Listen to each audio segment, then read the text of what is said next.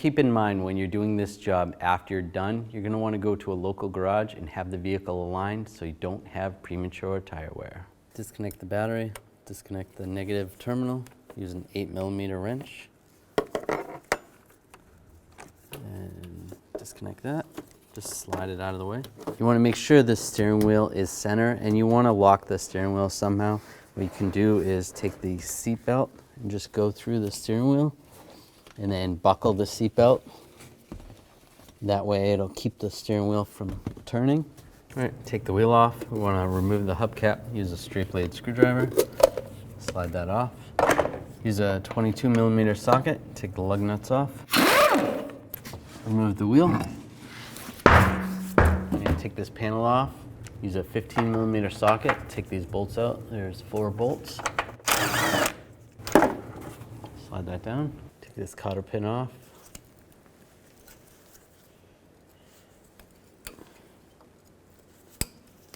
Just use some side cutters.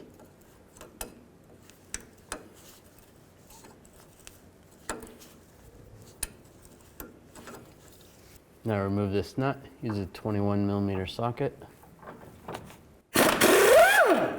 So now you can try to use different types of tools to separate this. I'm just going to use a puller. You could try something like this, or you could try something like a pickle fork and try to get it in there.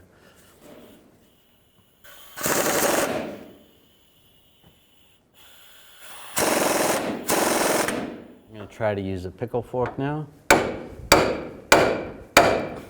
There we go. We're going to pull this power steering hose off of the steering box right here. You may have a clamp that's holding it on. This one happens to have a worm clamp. I'm going to use a 7mm socket. If you have the regular style clamp, just use some pliers. You might want to put a drain bucket underneath because you're going to lose some fluid. Pull that off. Now I want to take this steering line off. Use an 18mm wrench. It's not easy to get in there with a wrench. If you have a crow's foot, that would work a little better.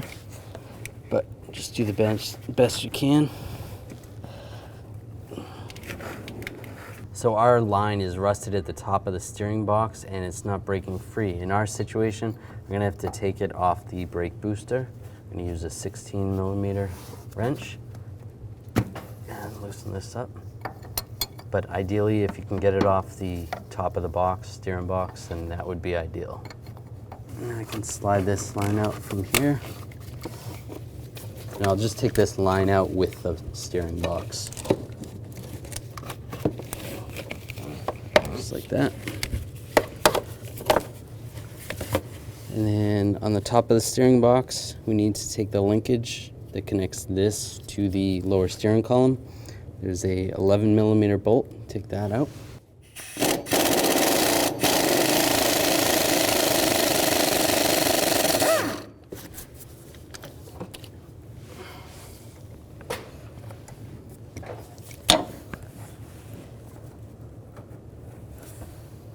Pull that bolt out. It's a good idea to replace this bolt whenever you take it out. Now I'll just take a pry bar, get in between the lower steering shaft and the steering box and just pry it up. I'll try to separate the two. So I'm going to try to get this off the rest of the way from underneath. Take your pry bar, try to get in between that groove right there. Just try to hammer it up.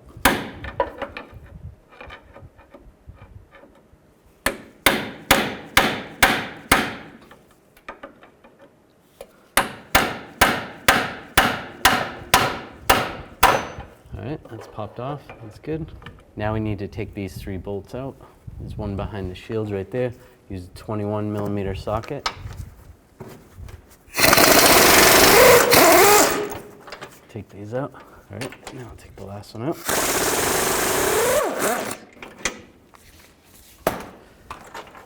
Just loosen those so they're loose like that.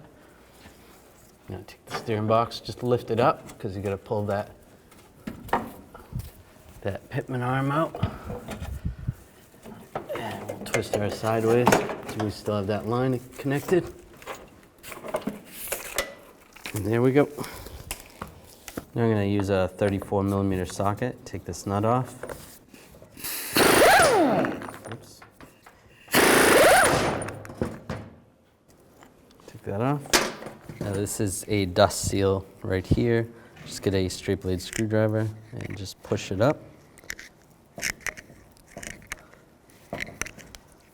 Just get that out of the way so we can put our tool on. And put the Pitman arm remover on.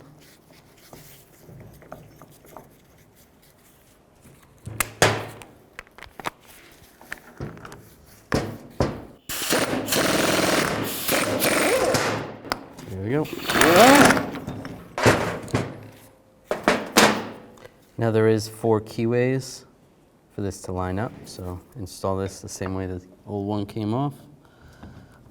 Put the lock washer on, put the nut on, and tighten this up.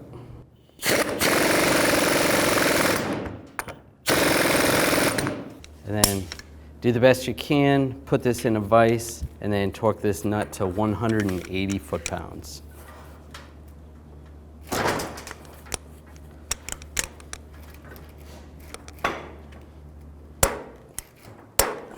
And slide this dust boot back down.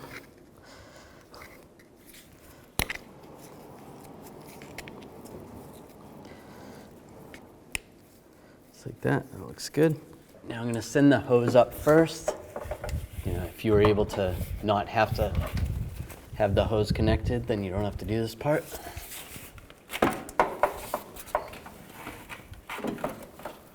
And slide the box in position.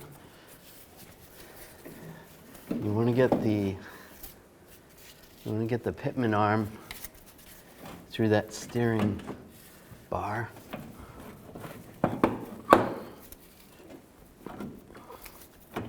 Just like that. Make sure that's lined up first.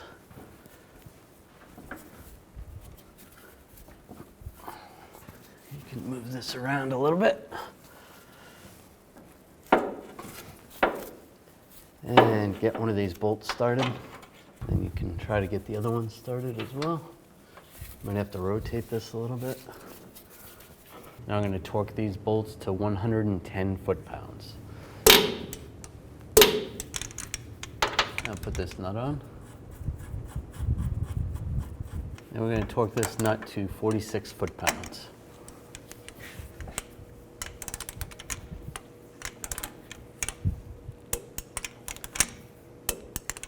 Now if the hole's not lined up for the cotter pin, you can tighten the nut a little bit more.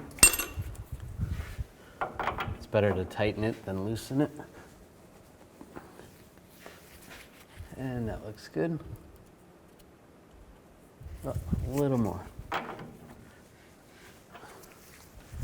the cotter pin in. Take some side cutters and just bend it. Just like this. And trim the excess. So you just want to make sure that the steering box, the wheels are straight, just like it was when you took this shaft off. And just get this lined up. If you can get it started while you're underneath, or you can try to do it from up top. All right, and slide the steering shaft onto the box, or the gear. That's lined up. Now you can put that bolt in.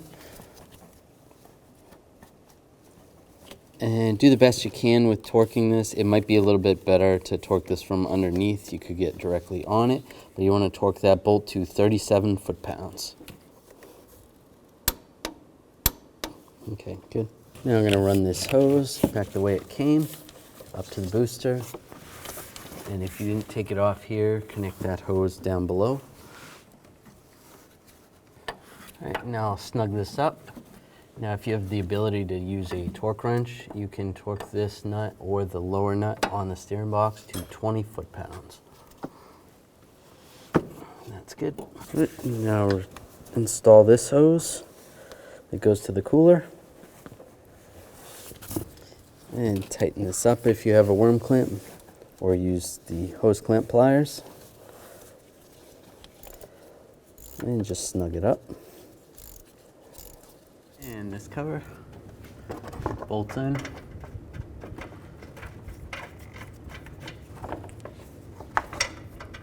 And tighten these bolts down.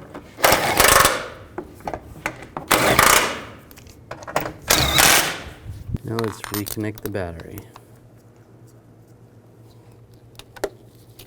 Give it a wiggle, make sure it's tight. You're good to go. Now we're going to top off the fluid, take the cap off of the power steering pump. And use a funnel. And check your owner's manual, put in the appropriate fluid. All right, so I overfilled this a little bit, which is okay. Now with the front wheels off the ground and the cap off, you might still want to put a bucket underneath. I'm going to turn the wheel back and forth about 20 times, slowly. Right, we're going to double check our fluid level. I haven't started the vehicle yet. And the fluid level's right there. Before I just suck some of the fluid out of there, I'm actually going to start the vehicle, turn the wheel back and forth a couple times, and then recheck it and adjust accordingly. Install the tire. Put the lug nuts on. All right, tighten these lug nuts down. I'm going to tighten them in a star pattern or a cross pattern to 140 foot-pounds to tighten the wheel down evenly. And I'll just go around again, double check.